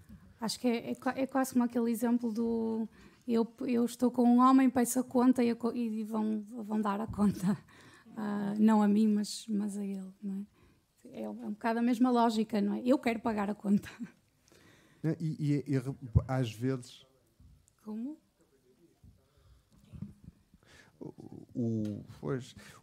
É sempre muitíssimo discutível. Agora, por exemplo, uma das coisas que, já agora para continuar a provocar, digamos, que é uma das coisas, por exemplo, que me agrada na SICSU, é precisamente o não se esquecer nunca, ao fim e ao cabo, daquilo que é o que ela chama, na citação até que coloquei, a totalidade das lutas. Em que é que isto se pode traduzir, por exemplo, no contexto em que nós estamos agora? Imaginem que nós estávamos numa situação, ao nível das artes, digamos assim, ideal. Ou seja, havia paridade absoluta. Criadores, público, etc, etc. Portanto, estamos no pleno da quimera, no pleno do otimismo. Tudo funciona bem. É perfeitamente possível manter um sistema absolutamente injusto com este registro de paridade. Ou seja, muitas das vezes, quando nós pedimos a paridade e pedimos a urgente este tipo de reivindicação, como foram na altura urgentes as cotas, essas coisas todas, mesmo não sendo o tal sistema ideal, só que sem perder de mira, que faça aquilo que são os nossos contextos mais imediatos, etc., há muitas das vezes narrativas que estão absolutamente impregnadas e que são disfarçadas por aquilo que é pequena vantagem. Um exemplo concreto, houve e nem sequer me lembro propriamente qual foi a organização ou associativa ou política, já não me lembro bem, mas que utilizou isto, fez isto claramente como jogada, que apresentou uma lista qualquer, e não me lembro sequer do contexto, mas apresentou uma lista que sabia que ia ser recusada, por ter mulheres a mais. Eventualmente, por ter mulheres a mais. Ou seja, por haver uma espécie de... aquilo que um olhar ingênuo diria era: olhem, as mulheres estão absolutamente privilegiadas aqui.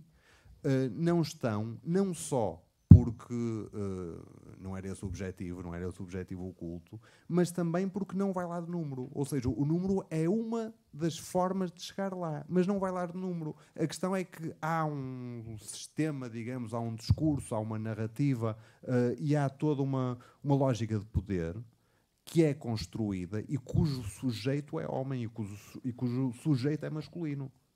Nós podíamos eventualmente ter todas as mulheres tatuadas que nós quiséssemos, todas e mais algumas, e não sei das quantas, e isso não ser de todo ameaçador para o sistema, nem sequer para sistema nenhum, nem sequer ser uma coisa demasiadamente progressiva, desde que o homem autorizasse.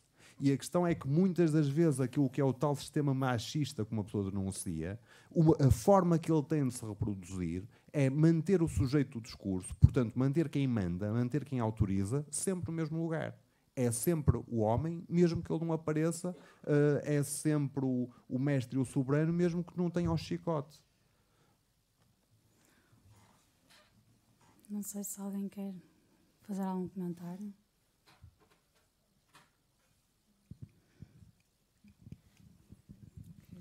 eu só dizer uma coisa que de algum modo achei interessante no que o Hugo disse e que eu de algum modo tentei tocar, é que tem de haver uma articulação dialética com outras lutas. Portanto, nós temos vários feminismos, várias questões de discriminação e, portanto, é completamente diferente estarmos a olhar para um negro rico ou um negro pobre, uma mulher negra rica, uma mulher negra pobre, um muçulmano. Portanto, há dentro de nós tendemos a olhar às vezes para estes problemas que são muito complexos de uma forma muito binária e muito ligeira, quando elas são efetivamente muito complexas. Obviamente não era lugar para aprofundar, mas é evidente que a Joana Vasconcelos também aderiu àquela opressão e, portanto, concordou em retirar a obra dela. Portanto, há toda esta questão que é muito enredada e, portanto, era preciso nós passarmos a ter outro olhar, não é? Sobre as coisas. Porque a ideologia é invisível, não é? Surge como naturalizada quando é construída. Eu tinha ainda, eu tinha uma pergunta ainda até para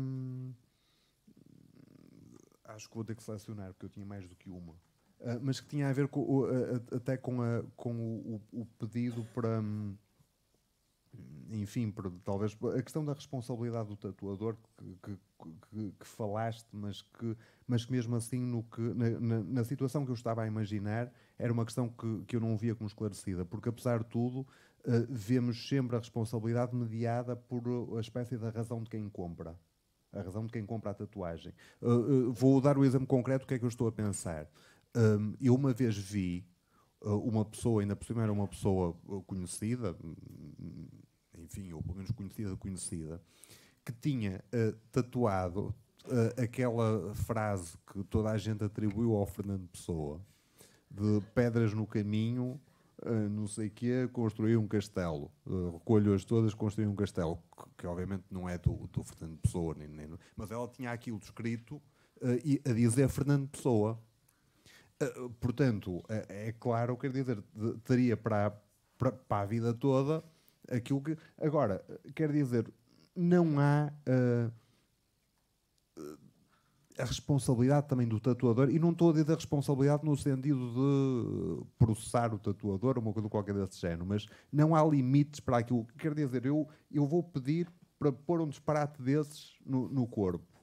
E quer dizer, e as pessoas, até que ponto é que por alguém estar a pagar eu tenho que fazer tudo? É uma pergunta difícil e não tem uma resposta fácil, porque a estupidez humana não tem limites. Mas Marga, desculpa, é que é uma das... Porque o exemplo que davas, por exemplo, do Picasso e dessas coisas todas, num pintar realista, a questão é que esse tipo de artistas, que eu saiba, trabalhavam relativamente pouco por encomenda e portanto, era uma questão... São artes diferentes. O tatuador é sempre um trabalho por encomenda. Dei o exemplo da pintura, que idealmente não deve ser feita por encomenda. São áreas diferentes apenas no sentido em que há uma especialização estética. Agora, o tatuador, há sempre a relação do tatuador-cliente, sempre. Não?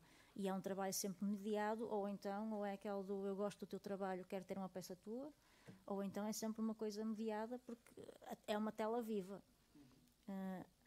Agora, há muitas relações. Há o pessoal sem formação nenhuma e que tatua e não quer saber do que é que o cliente pede.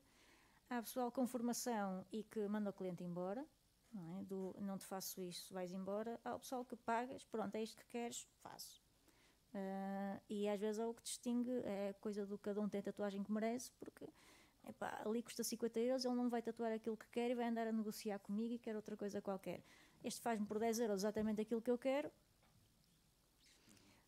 É a tal mediação entre o papel do tatuador e o papel do cliente, o facto de se ir a um estúdio estar receptivo e ao facto de haver informação disponível. Hoje em dia, quer dizer, há uns anos atrás não havia internet a informação que havia, especialmente de tatuagens, ou era a biblioteca, ou é ir de estudo em estudo e ver o que é que acontece. Hoje em dia não, está tudo disponível, é uma questão mesmo de procurar a informação e de bom senso. Mas...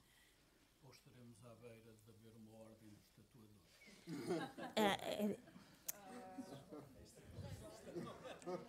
Existe alguma legislação, por exemplo, quanto à idade de quem vai ser tatuado ou estado psíquico em que se encontra? Sim, isso, condições sanitárias, em termos de legislação sanitária, isso existe. E se for um menor de idade, tem que ir com acompanhado dos pais e tem que levar um certificado dos pais. E há recomendações. Agora, a pessoa depois sendo maior de idade, há recomendações, há sanitárias. Sendo maior de idade, depois vai depender do papel do tatuador, de não, estás grávida, como?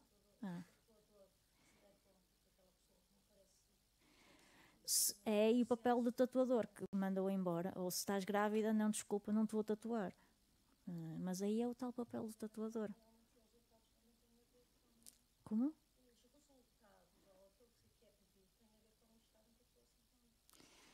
Tem a ver com muitas coisas. Mas a parte do papel do tatuador é...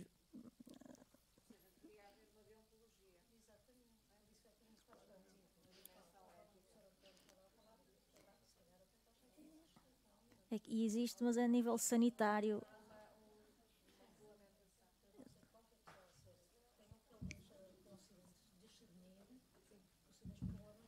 Existe, mas é sanitária. Mas depois, a partir do momento em que a pessoa é maior de idade... Sim, pronto, tem. mesmo para terminar, não sei se havia ali uma questão ao fundo que, como comentaram, é a última. Não? Sim. Giovana, não é?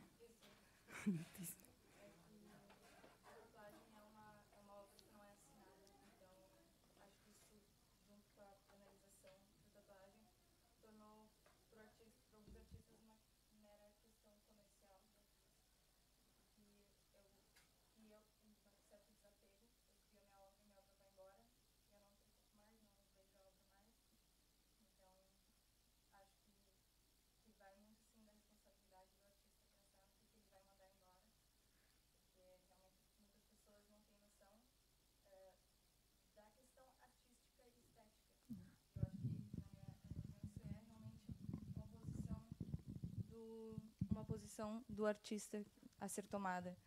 Eu sou um exemplo de duas coisas que tu falou, de uma de ser, já pedi para fazerem a tatuagem em mim, já me negaram, tatuagem na mão, o tatuador disse que não, por causa da idade e tudo mais, falou, não, vai sair a tatuagem na mão.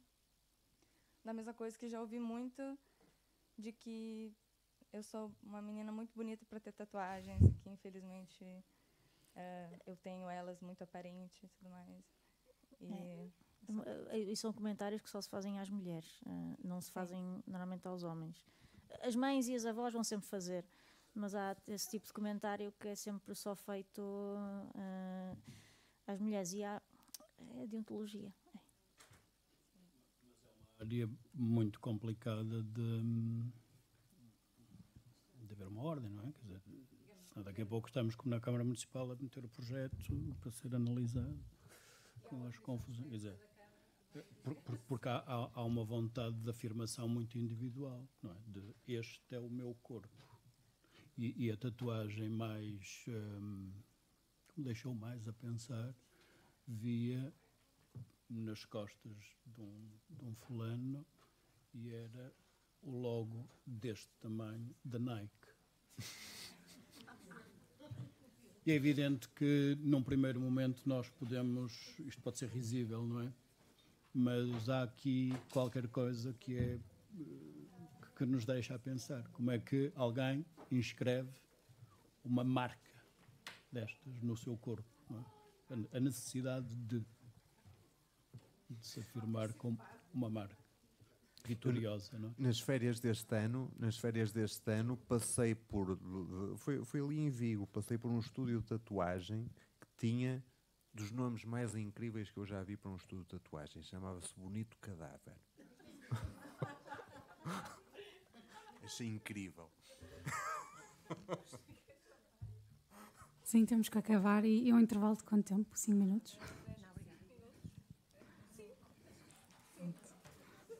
Obrigada.